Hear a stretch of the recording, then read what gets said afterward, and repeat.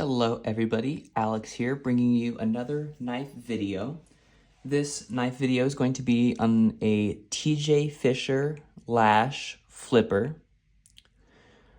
So starting with some story time, this is the first knife that I ever commissioned. I first started getting to knives in probably the 2013-2014 range. My first good knife was the Microtech DOC. You can see the birth date on this, December of 2013. And I had collected all kinds of high-end custom knives with very dressy materials until like 2016, 2017, 2018. And then I kind of started getting out of it into some other hobbies. And then as I was picking it back up, this was probably one of the first ones that got me back into custom knives when I got the opportunity to commission this. So I worked with TJ and we kind of landed on a tuxedo look, kind of a silver and black. He was telling me that, this is kind of a timeless look. So as trends come and go, this one will always kind of, it'll look nice and be favorable. So here we have a titanium double bolster lock configuration. And this is in marbled carbon fiber with the scales. Although marbled carbon fiber slightly changed throughout the years. So it used to kind of have an iridescent look, although now it looks pretty similar to like shredded carbon fiber. You can see he carried the carbon fiber details up to the pivot collar and through the pivot design. He's also got that silver ring there in the titanium pivot. So you can kind of, sorry for bumping the camera. So you can kind of see how he's done that. It's a nice looking pivot. On the back, you can see his Torx bit there with another carbon fiber pivot collar. Continuing around the knife to the clip side, you can see his custom pocket clip, 3D milled. Very functional, in and out of the pocket, nice and easy. Hidden hardware, I like that. He's got a nice little cutout pocket there that the clip sits in. Fits in there great. No movement on this pocket clip at all. Continuing around here, we can see the back spacer. He calls this his race stripe finish, where he's got these two distinct lines that go down the back spacer. And these are this is a good looking back spacer to me. It fits nice and flush. Comes all the way around there. Looks great. I assume it's a titanium backspacer, although it's kind of got slightly different finishing on it than the scales / bolsters liners do. He's using these double S bolsters here, and the fit on these is pretty good. It's maybe not quite as good as the Battle and Archangel I had were, but he hadn't been making knives nearly as long as those two when he produced this. He's still producing knives. I'm on the books for another knife of his, but I kind of expect to see him continue to grow, and I think these will definitely see some changes going forward. Like I said, I had both a Battle from Frank and an Archangel from Senior. I had both of those before I had this, so I had a chance to handle all of the Fischer's work before I got this.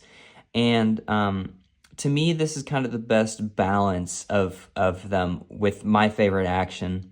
I had also had a Fischer Bros Fury.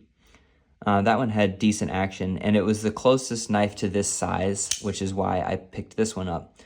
I had sold all of my Fischer knives before I got this. As I was getting out of collecting and prioritizing other hobbies, I decided that I wanted to try some other things, and so I sold all of those. But when I got back on the books with TJ, I was like, man, I really like the size of that Fury. It was pretty small, but based on the handle shape, it still fit in your hands really well. One criticism I had of both my Battle and my Archangel was that they didn't fit in my hands very well because they have these very aggressive 3-finger cutouts. The Archangel was much better because I think it was an XL version or a larger version, but my 3.75-inch Battle was really awkward to carry, or not to carry, but to use, because it was really a 3-finger knife and your pinky was out there hanging on to the base, which didn't really work for me. This knife has kind of a finger choil in the handle, and then the rest of your fingers line up on there. And then my fingers do sit in the handle. I know it looks like they hang over, but they don't. But if you have really big hands, like I've got medium large hands, and this works fine for me, but if you've got really big paws, maybe that doesn't work for you all that well. He has different size knives, so you can probably get a similar style knife in a handle shape that might fit you a little bit better. But I had knives from all of them, and I liked the Fury the best, and this is the closest size to it, and this is what TJ produced. So the blade, I think, is 154 cm. I think that's TJ's preferred blade steel. And this is in like a super high satin finish. It's got a couple of flats here that are nicely done. And then you can see he's got this iconic harpoon style blade, which all the Fischers are well known for using. As you hold it, you can kind of choke up in there to get into some better work. It's actually pretty ergonomic, even though there's no jimping there.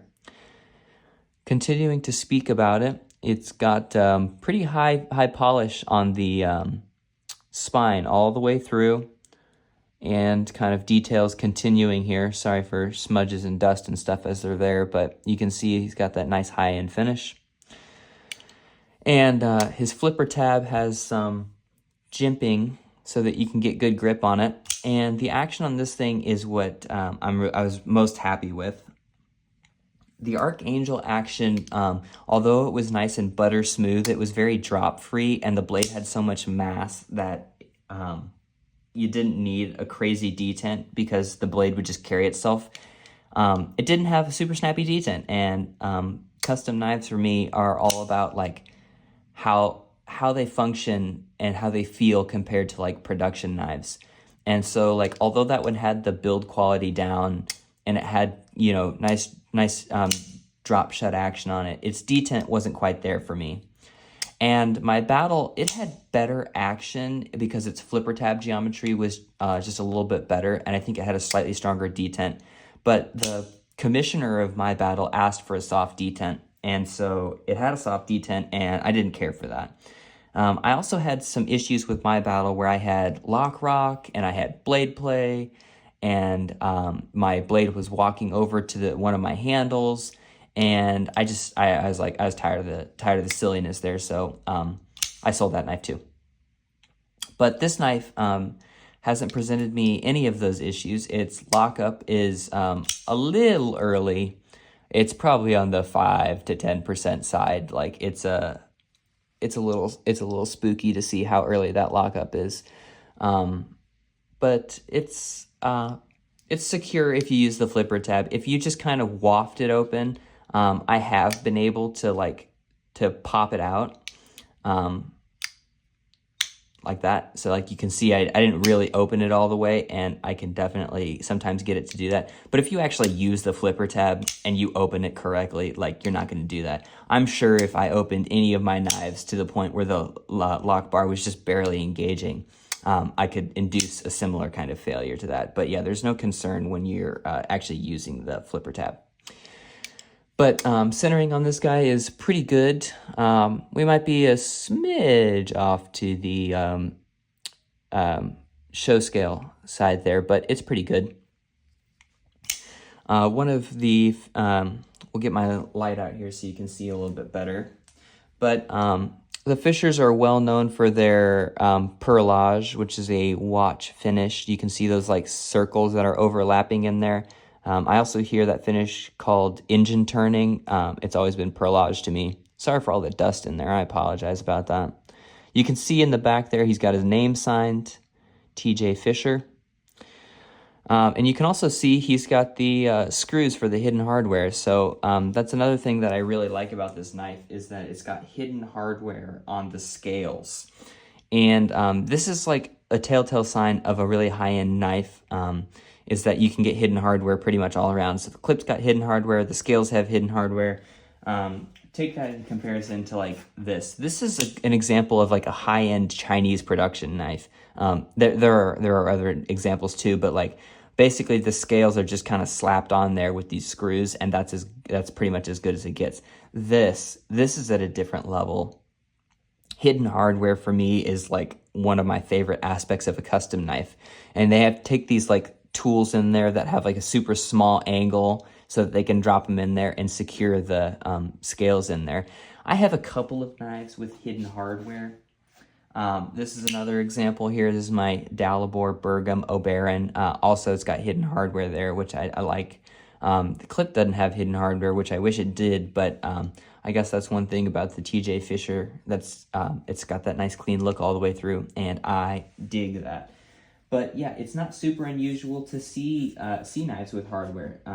Lee Williams, another pretty famous maker.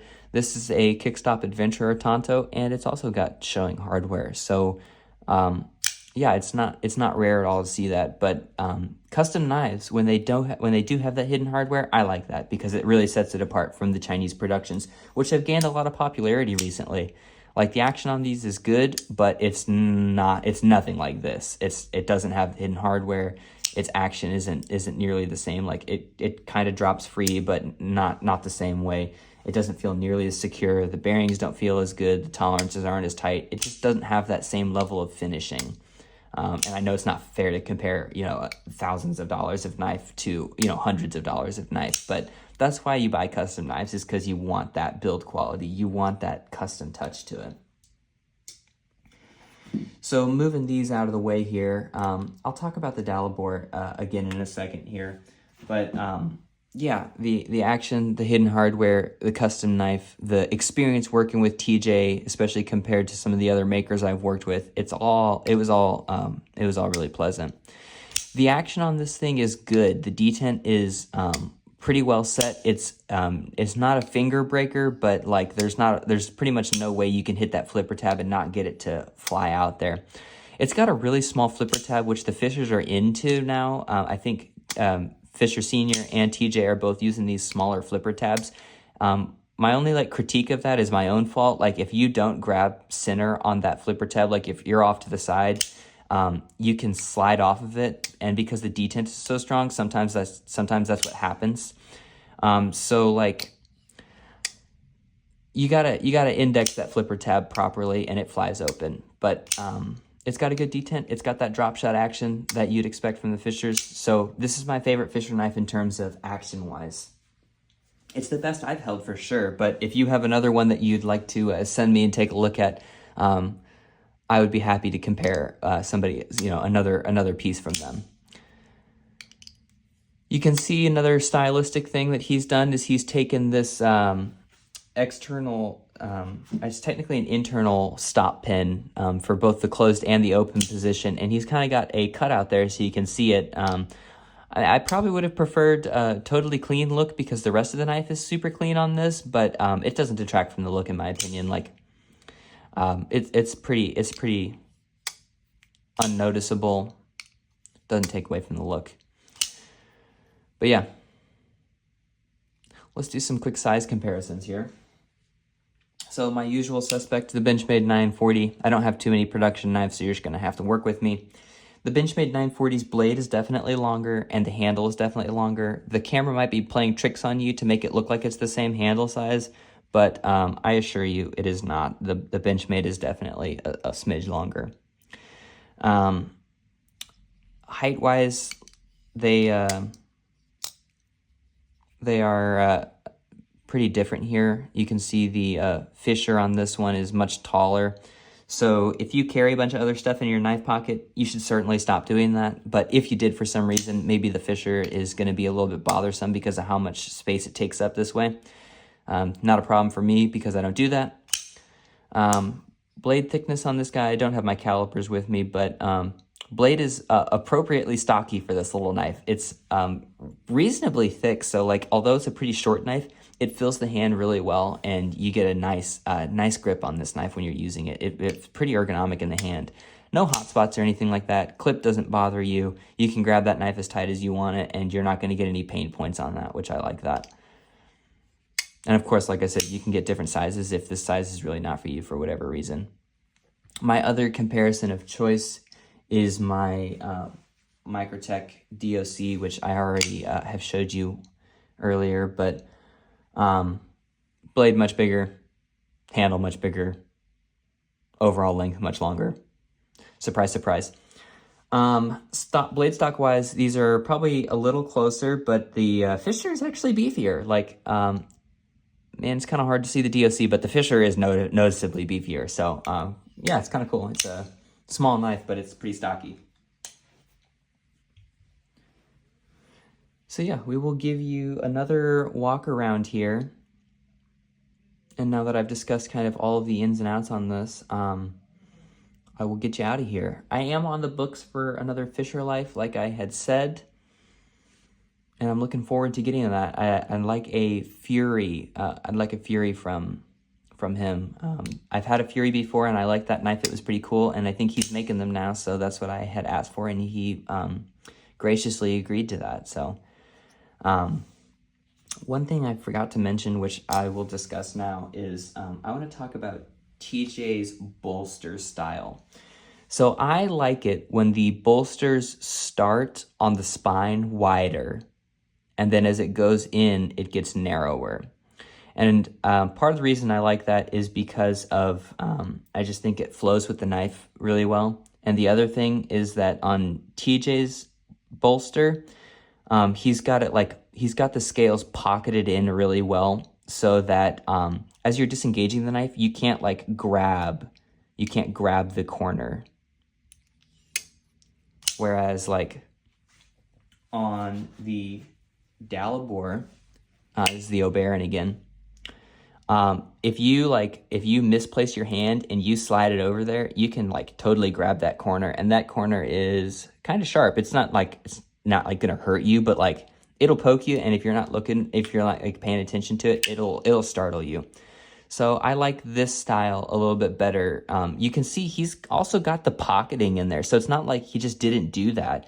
But the way that he'd done it, if he had done it the other way, you're not disengaging the knife back here. You're disengaging it right there. So just the way that you'd slide your hand into it makes this design a little bit more comfortable for me. So yeah, I wanted to point that out since I had been thinking about it, but I like that design choice that TJ has done. But yeah, we'll get you in nice and close here. Another thing about his finish work, which maybe when you're close you'll be able to see it, is that his orange peel is slightly directional on this particular knife. I'm not sure if that was intentional or not. I tend to like a slightly more consistent orange peel, where it's got no direction to it. I'll pull the Dalibor out here again in a second, but you can see it's kind of got them going this way. I think in person you can see the directional coming this way, but if I pull out the Dalibor again, you can see that it's the pattern is just even. There's no direction to it whatsoever, and I tend to prefer that in my orange peels. But this is still good. It's good.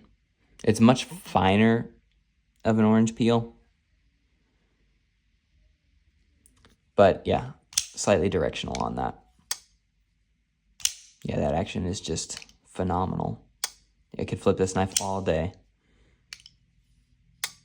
It's also nicely chamfered in there. It doesn't have a a cutout. I'll pull this one out. It doesn't have a defined ridge like this one does, or maybe I have another example here.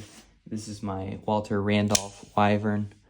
You can see it's got this big cutout here, so that your finger kind of falls into place there. It doesn't have that, but it is rounded off there, so you're not going to hurt your finger on this. It's finished well. You could fidget with that knife all day. Your significant other will let you know about it too.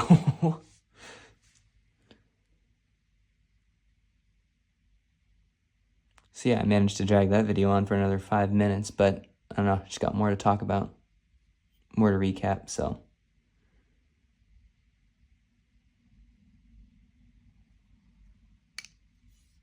Yeah, I wish all my knives gave me this feeling. I have other knives with good action too. Like, this isn't my only good action knife. This is not the only knife that impresses me with its action. But like, for some reason, when I think of custom knives, like, this is the kind of action that I'm thinking about.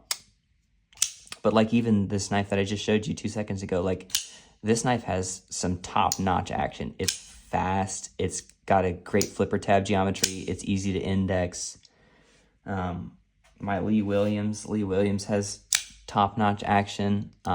This is a great knife to fidget with, and but for some reason, like, I always come back to this is kind of like what I imagine when I think of custom knives.